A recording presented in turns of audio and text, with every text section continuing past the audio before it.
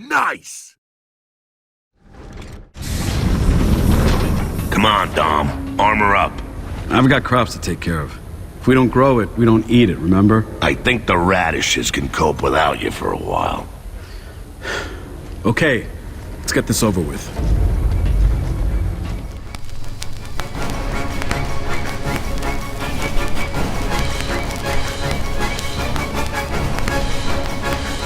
$3 million copies in a week, the highest selling game within the year of 2011, pushing the Gears of War franchise past $1 billion in sales and finishing off the trilogy of Brothers in Arms, overhauled violence, and the beauty of Unreal Engine paired with the power of the Xbox 360 console.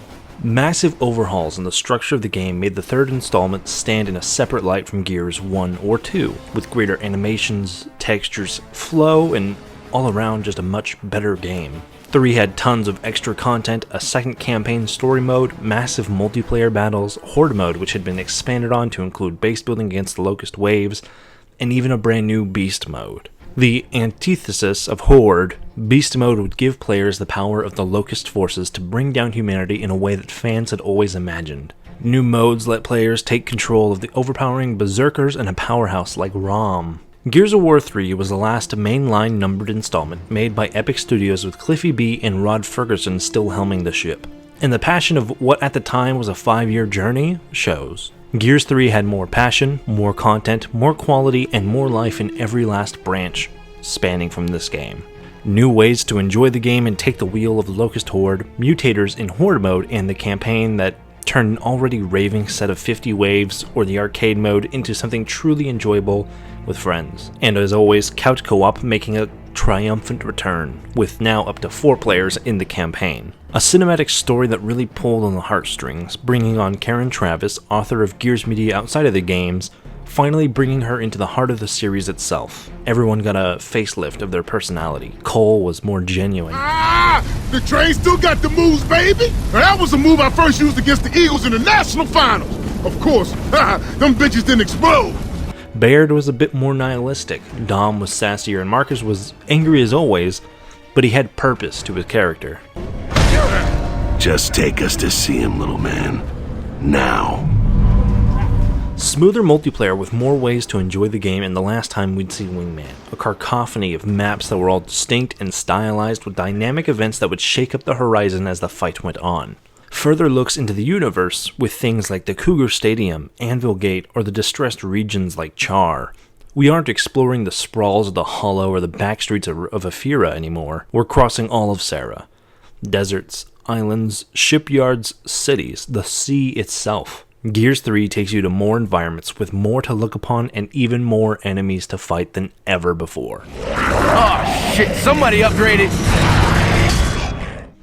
Weapons and guns galore. Every weapon returns with inventive new options added to the array. The Digger Launcher, antithetical design, and predecessor to the drop shot. The Retro finally finding its way into the game full scale. A massive bayonet that you'll never be able to use against the Sawed-Off, which produces incredible power in a short range with a long reload. New toys like the Sentry Turrets or the Silverback, which can be bought in Horde for the greatest firepower yet achieved in the game, besides the Hammer of Dawn of course.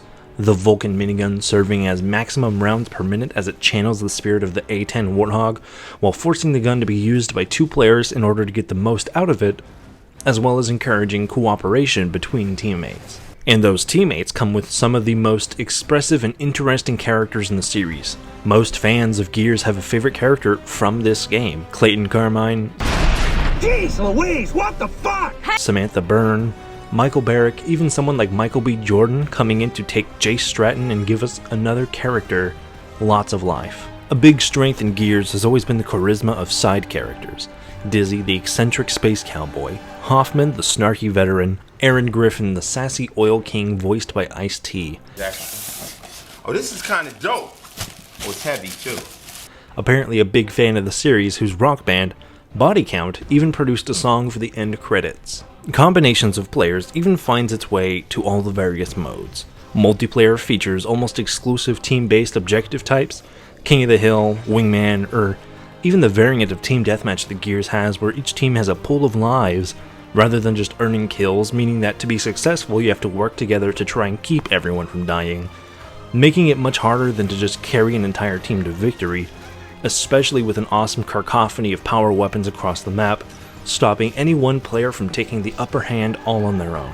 Horde mode, which features various turrets, the silverback, and cover positions that players can work together on at different levels of upgraded effectiveness to better hold back the Locust Horde. Beast mode, where it can be a pain for any one player as a drone, boomer, or berserker, but a team of all of them, a Cantus providing boosts, a Mauler taking the damage, a Grenadier taking out smaller units, and a Boomer giving supportive fire from behind the firewall. A team together makes this game 10 times easier and more fun, promoting a group environment when hopping in. Add on top of that, comprehensive unlocks across the board that are rewarded for actually playing the game. Skins and characters given for dedication in multiple modes, someone like Griffin given for earning cash in Horde, Prescott given for time investment across all of multiplayer. Skins rewarded for Gears vets as a whole through the whole Xbox achievement system, like giving players a Gold Lancer and Hammerburst for having them in Gears of War 2, and other skins and different rewards for having played the OG Gears of War back in 2006 and unlocking achievements in a whole separate game. It's not just rewarding for the sake of being a Gears of War 3 player, but a fan of the entire series on whole. Something totally lost in later games, and I doubt we will ever see again in Gears and just about AAA gaming on the whole. He sure as hell didn't leave with one. He never called, he never sent flowers. Oh, I can't wait to hear this shit. I'll get the popcorn. The greatest evolution to the Gears of War themselves, and a character like Marcus Phoenix. Depth in their actions and motivations. Gone are the days of 4 soldiers making snarky comments and slicing apart lizardmen for 8 hours. Now we actually have a war hero trying to stop his friends from dying, to save his planet, and his best friend on the line of grief. The hatred and bile that he held on his tongue in the last game, traded for a subdued depression.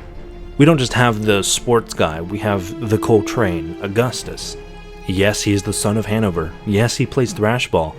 But he struggles to remember a time before this war that had taken just about everything from him. We have Baird, who is not just the smart guy, but a doubtful pessimist who can never take good news at face value. What happens when you set off your glowy killer, Professor? Are we gonna feel anything? That depends on how far the emulsion has colonized your cells, Damon. You have a fever, intense muscle pain. No. Then you'll be fine. Anya is no longer the lady in the chair, but a dependable leader who fits into the logistical boots of the cog with stride. Samantha isn't another love interest, but another somebody who just wants to fight and be done with it. Clayton isn't a mindless soldier, but an older brother who's outlived his entire family. Hoffman not an officer, but a commander who's just finding out that his superiors lied to him for years on end. Each character is loaded with personality and flavor. None are single note with the slightest introspection. While no one here is getting the same level of notoriety as Garrus or Karlach, the ones that matter do. We see an emotion from Marcus that isn't just a snarl. Dominic gets a chance to breathe and vent out his drive. He literally tells us why he's continued on and struggled through the pain. Cole gets a chance to reflect on the life he's led and the hero he'd become, and Baird gets to be the funny guy that contributes to the actual movement of the plot as they go. Gears of War 3 is the perfect send-off for these characters half a decade old at this point, finally breaking free from the overwhelming war that had engulfed their entire world for over a century.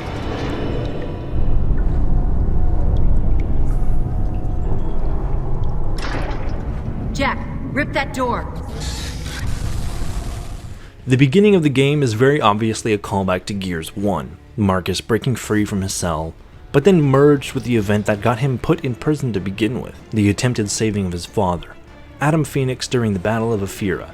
If you've ever wondered why Hoffman had an issue with Marcus and called him a traitor, this is why. From here we're welcome to Sovereign, not a Reaper but in fact the opposite, humanity's, or rather the Cog's last bastion of safety, sailing on the seas rather than take their chance against the Lambent infection, which had started in the Hollow at the end of the last game, now above ground. We have Anya and an unseen Captain Michelson taking charge in the absence of Chairman Prescott, who we find out very soon had been away on a secret island hidden by the Cog for decades throughout the Locust War, but we'll see more of that later. An introduction that is wonderful to reintroduce old friends and bring new players up to speed.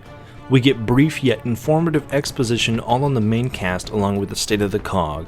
We see the advancement of the Lambent infection, which was merely some glowing locust in the last game, Stocks now shoot up from the ground as transformed creatures drop onto deck, and we fight to push them off. We find Chairman Prescott and the data disk he instills to Marcus, revealing that his father had survived the supposed death Marcus had dreamt about, and was being kept alive by Prescott. Marcus, he knows about the lambent. And he looks older than when we saw him die. I know. This puts our plot in motion to reach Adam Phoenix and find a way to stop this war forever. The game instantly comes back to Gears classics with creepy crawlers, tight corridors spaced with waist-high cover, complex enemies that now have an added layer of depth, the lambent exploding on death, either stunning or damaging the player whenever they're nearby. A new fighting mechanic in the way of the silverback suits, and a tremendous boss fight swelling with fantastic music brought to us once again by Steve Jablonski. And just as the cog is standing on their last legs, it is kicked out from under them. Remind me why we thought Hanover was a good place to look for supplies? Baby, you gotta trust the coal train to find the goods. This is my turf, Cougar's territory. Yeah, 'cause that's gonna count for a lot right now. Something else fleshed out here is the relationship between our COG soldiers and members of the Stranded. Gears 3 continues to show different groups and how they interact. Some Stranded couldn't care less. Others seem more welcoming. Some are just straight up stupid. We see the city of Hanover, Cole's hometown and the life he had lived before the war. The glory, the fame. The incredible fans he made who still love the Cole train even when draped in the armor of the fascist COG regime. And then we meet the worst of the Stranded, the Locust. Left behind after being swept away from the Hollow, we see how the first mission ties into the second, and we're brought back up to speed with the destruction of the Sovereign ship. The Locust have returned and are right on the way of the road that we need to move on towards.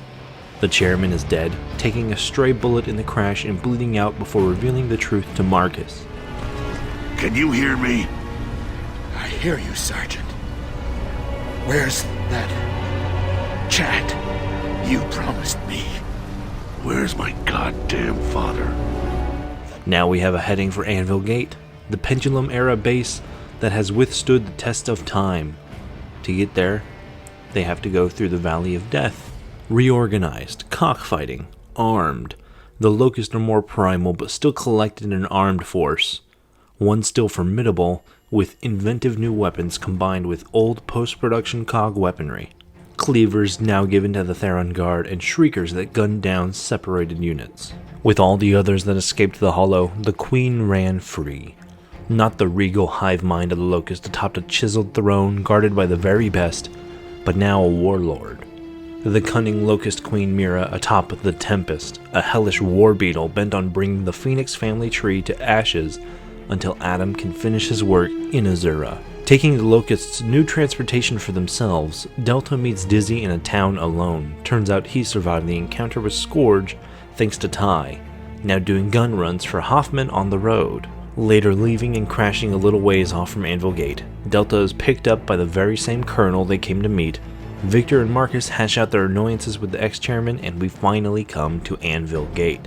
Before we can move on, however, comes the siege. Locust catapults made of living creatures, fire raining from the sky. They work to defend the gate and keep them back. As tensions rise, the rest of the group arrives with Anya, Sam, and the others coming up from behind. Seeing them in the full brutality of the Locust on display, Marcus and company rush to get into cover as the Lambent join into the fray. Grenadiers, Drudges, and the worst of them all, Berserker. A mutated beast beyond mere primal instinct, beyond a killer smash. Beyond a simple glowy, the Lambent Berserker is a test of Delta's skill to this point.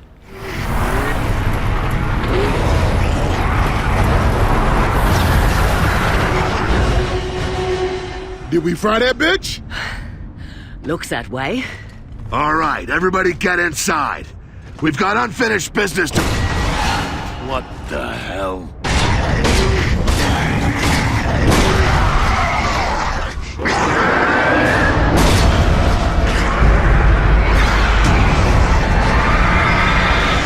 Near immune to the blast from a Hammer of Dawn, it leaps high over the gate, needing its heart to be removed in order to kill the beast. Dizzy, I thought you said this town was occupied. Yeah. It was busier than a fiddler's elbow a few months ago. People don't abandon a fuel depot for no reason. Okay. Keep an eye out for grubs.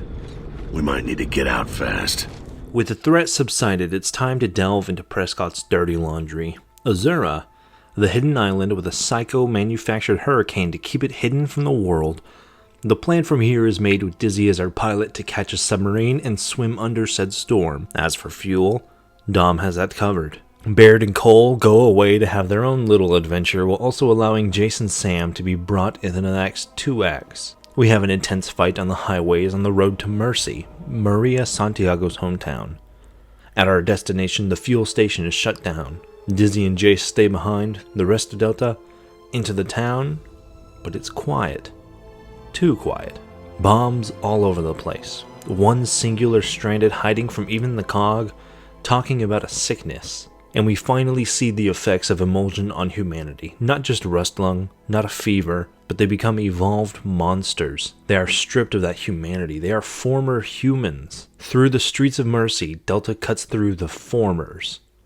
Through an old church, just in time for Dominic to say a finally goodbye to Maria and his family. Maria. Baby, I'm sorry I couldn't bring you home. But you're with the kids now. That's home, yeah? I'll see you all again one day.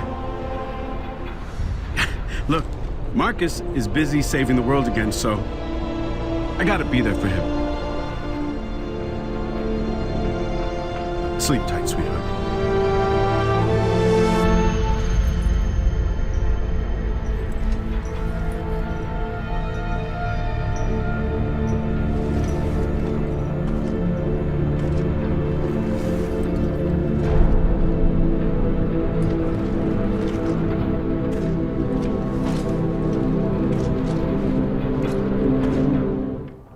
And then, everything comes full circle. The Locust on one side, the Lambent on another. Marcus and Dom separated one last time, and a chance at purpose strikes true. Getting into the seat of their tanker, Dom takes off just to turn around, speaking a few final words, a cry for help of the grief that has enveloped him for years now after the death of Maria. A chance to relieve himself while, as he said, Marcus is busy saving the world again, so I gotta be there for him. And just like that, Dom had done the unthinkable. Never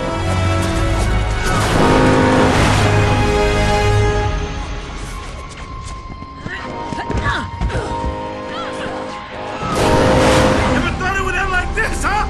Huh, Maria? Dom! No! Decades of his servitude to the cog, to his family, to Marcus. And Santiago hadn't made the ultimate sacrifice. Even looking at a pile of burning rubble, Marcus can't accept it, wanting to pull his best friend, his brother, from the fires.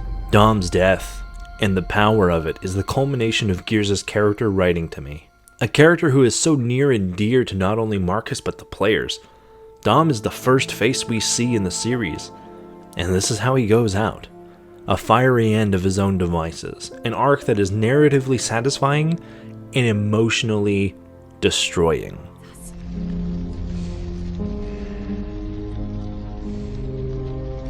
Dom.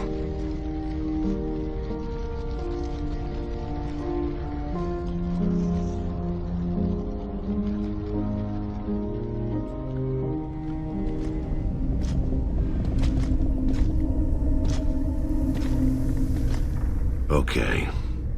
You can quit tiptoeing around me. He's dead. But he saved us. So we'll make sure he didn't die for nothing.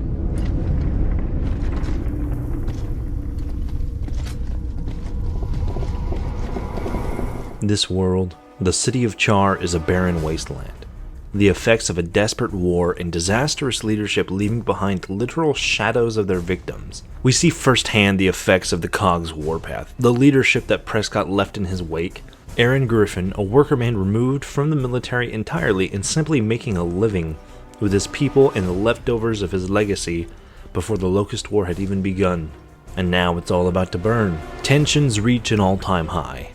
Dizzy is gagged and kept hostage. Delta are now simple workhorses for Griffin. After all, 4 armed gears are much better at getting into a hellish tower than a few stranded. Why would they want to waste the bodies? Unbeknownst to Griffin, though, is that the Queen of the Locust herself is also on a warpath, right up behind Phoenix and his cohorts. In the matter of an afternoon, all that remains is burnt to cinder. The last of the stranded, dead. The remnants of this empire, destroyed. The Locusts have been fended off, yes, but the cost was heavy. For everyone. And then the last stop for Delta before they can get into Azura itself is the NCOG shipyard. With Dizzy as their lead, the Gears come looking for a submarine, and after a little bit of moving around, they get it. Small enough to make it under the storm, and go under nautical sensors, armed enough to blast through the front gates. One of the few on-rails fights in Gears 3, the submarine makes you feel the opposite of a billionaire Titanic tourist. You're well armed, top-of-the-art technology, able to swim in the depths and outmaneuver a Leviathan. Looking upon the ghostly corpse of Jacinto, the city sunk by this very team, they push onwards to Azura, a testament to the COG's selfish demons.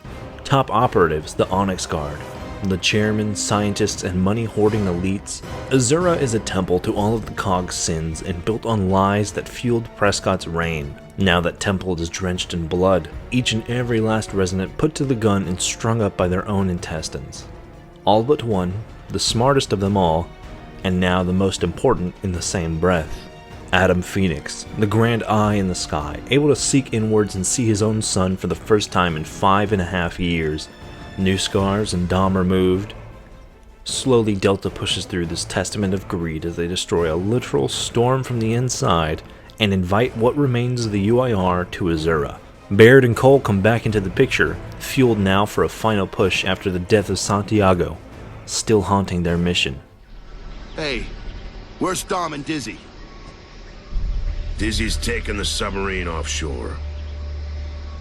Dom didn't make it. Oh, fuck no. Somebody's gonna pay. Somebody's gonna fucking pay! He got us this far. Let's finish it. No longer do they need subterfuge or stealth to avoid the enemy and let the patrol just walk by. This is the end. All or nothing. Every single one of the Locusts are up on the chopping block, and they will be handled. The air heats up as all manner of ravens, siege beasts, Cantus, drone, and eventually even Lambent crash into the hotels of Azura. Delta pushes onwards as Adam Phoenix's plan to eliminate the Locust and the Lambent at the same time finally comes to fruition. But he sounds remorseful, inventor of the Hammer of Dawn, of the Lancer assault rifle. So many weapons of war that took millions upon millions of lives. And now he's being asked to take billions. Not the parasitic Lambent who do nothing but corrupt, but Mira, the Locust. A species condemned to death for the mere sin of life. He wishes he could make things right, give the Queen her fair shake, but there's not enough time. There never was. It drove the Locust out of their warrens. I tried to persuade Mira to keep her people underground, but they couldn't. So then... Wait. Did I hear right? The government knew E-Day was coming, and none of you bothered to warn us? No, just me. Even Prescott didn't know. Not until much later. I had so many ideas. Just too little time. Dad, stop this. Come on. Whoa. What else don't we know? You're a scientific man. Look at this later and try to understand what I wanted to do and what I had to do. Yo, less talking, more walking. The push up the final tower is unrelenting, wave after wave of Locust, and just as you get done, the Lambent come up right from behind. Finally, you make it to Adam's office and we get a reunion half a decade in the making. But there's little time for idle chit-chat. The world is at stake and nothing can slow them down. Reaching the rooftop comes the most dramatic boss fight in all of Gears. The countermeasure is activated and the Tempest returns. Theron Palace guards come to the Queen's aid and the Lambent stalks crawl up the sides of the tower, putting greater pressure on you as the beetle itself showers Delta Squad in homemade sunshine. The hammer comes online and there's only one thing left to do: burn the Queen. And just as they are successful, they lose. The countermeasure goes off without a hitch and the Lambent dissolve where they stand. And just like them, Adam Phoenix's veins coursed with the emulsion he inflicted upon himself, the last effort he made to take no other lives but his own until the end. Just as quickly as Marcus had gotten his father back, he was gone. Limping from the fires in the last leg of the Locust Empire, the Queen, toasted and beat, but not defeated.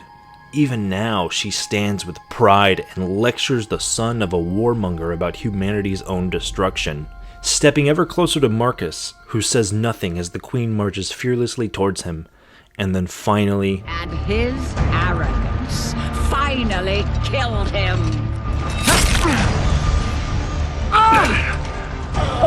Feel that? That's from Dom. And everyone else you killed, you bitch.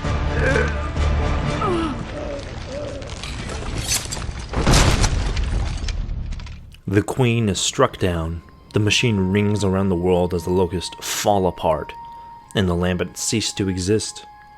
The war ended. And with it came insurmountable costs. Brothers, fathers, sisters, leaders, and mothers. Humanity brought to the brink with barely anything left over. Barely anything, except for tomorrow.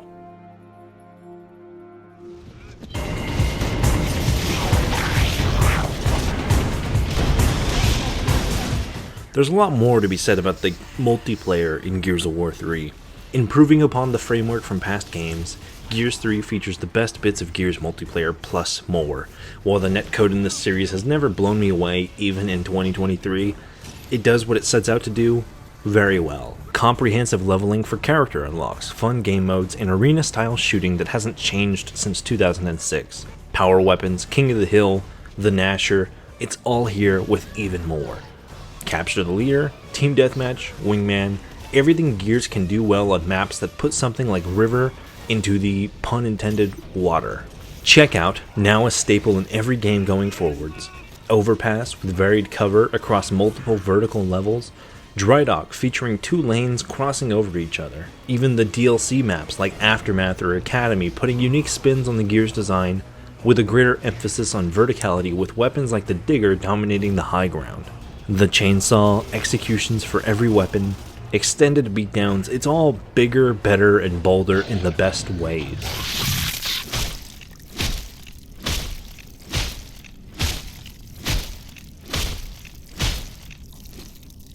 The sound design putting grit into every weapon, every chainsaw, every click of the mortar, and every lock from the one-shot.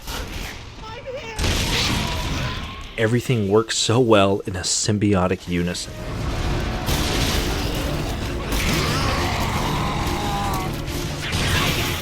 Up from multiplayer was the addition of Beast Mode, putting the players behind the wheel of the Locust Horde for the first time. Boomers, Cantists, Bloodmounts, even a Berserker. Beast Mode was a simple 12 waves against increasingly difficult AI enemies on a 1-minute timer that goes up with every structure destroyed and every human killed.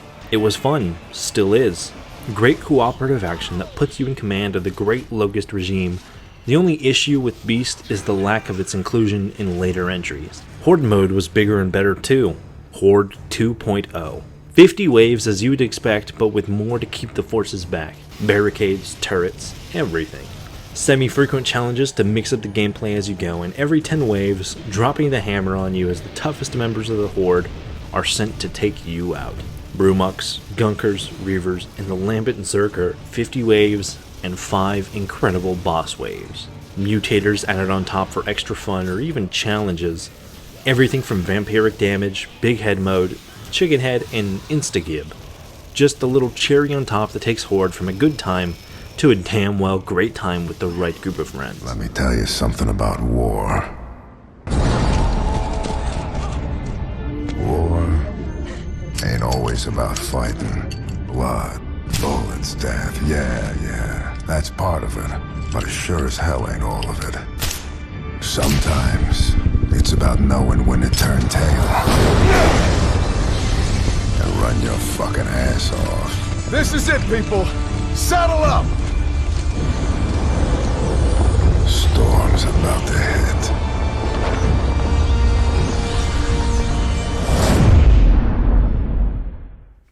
Finally coming just 8 months after the release of the main game, the Shadow of the Classics returns. The city of Alima, one of the first that the Locust had sunken, and where we'd see a bunch of old faces. Min and Ty, who came from the game's predecessor, Alicia and Michael Barrick, who came from the comics. They all have stories, they have endings, but they're all fun to see once more. The military warrior Ty giving wisdom in combat, Min trying to prove that he is the best soldier alive, Alicia giving kindness and care to those around, and Barrick just making it through. We see the invasion of Alima before the events of Gears of War 1, when the Horde were still under the command of Raam. We start with the evacuation as Zeta, our new squad, seeks others who survived the initial attacks. Supposedly others in a high school, we find a young Jay Stratton before he had enlisted, later sent along on a convoy. And a first for the series, missions under the banner of the Locust, General Raam, the Dark Theron, and 2 elite maulers. Players are given the Blade of the Shadow, the Finger of Death, and the Krill all in one intimidating package. You are no longer a single soldier but the general and warrior at the front of the Horde, carrying out the Queen's will as she speaks right to you.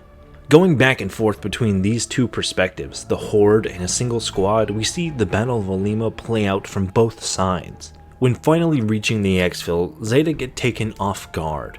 The classic strategy of Raam, bombarding his enemy from one side with drones and gunfire, only to come up from behind and single-handedly take out his own targets. Jace is grabbed in the clutches of darkness, but it's Alicia who gives her life for an unarmed student, murdered by the general, who flees from the scene, and his grudge against Lieutenant Kim begins. Aching to hunt him down, Zeta carves their way through the downtown, slowly making their way back to the school and leaving on board a Raven before darkness can swallow the entire city. And even as the general who would later kill him is wounded and weak, Min is pushed away from getting himself killed by the very gear who wouldn't even respect Kim's own authority just a few hours ago. Raam's shadow is short but sweet. It's not as emotional and certainly doesn't delve into the gears we've come to know and love, but it excels at giving us another look at those who've been lost to the war. Ty, Min, Barrick, and Alicia, all casualties of this Locust plague, giving their lives for the next generation. Kids like Jay Stratton to take on the world after it's cured of this apocalypse. 12 years ago, Gears of War ended for the first time. Marcus's story of the Rising Phoenix was done. The game itself was fun and perfect and succinct in its execution. The games would continue in all shape and form, but Marcus, Dom, Baird, and Cole, this was their ending. Their perfect ending. The perfect ending that planted the flag for tomorrow. Hey, Ben, can you get the fuck out of my chair?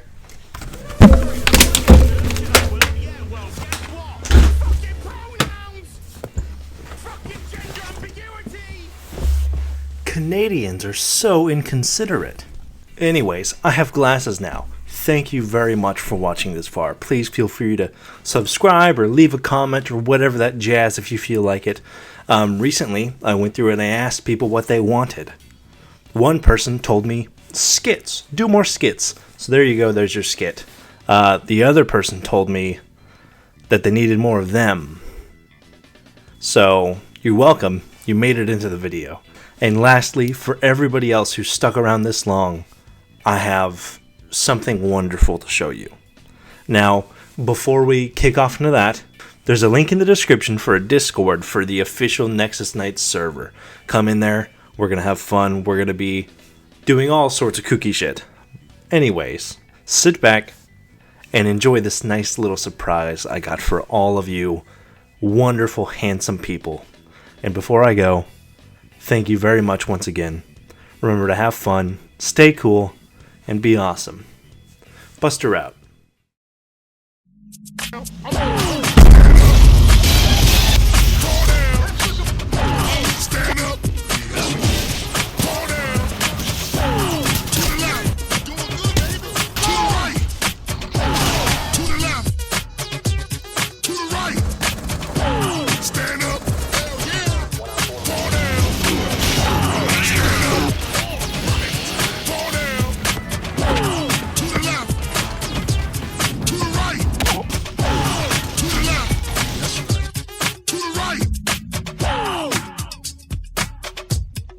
to freak you on.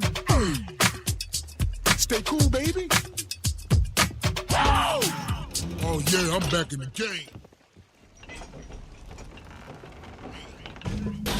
Yeah,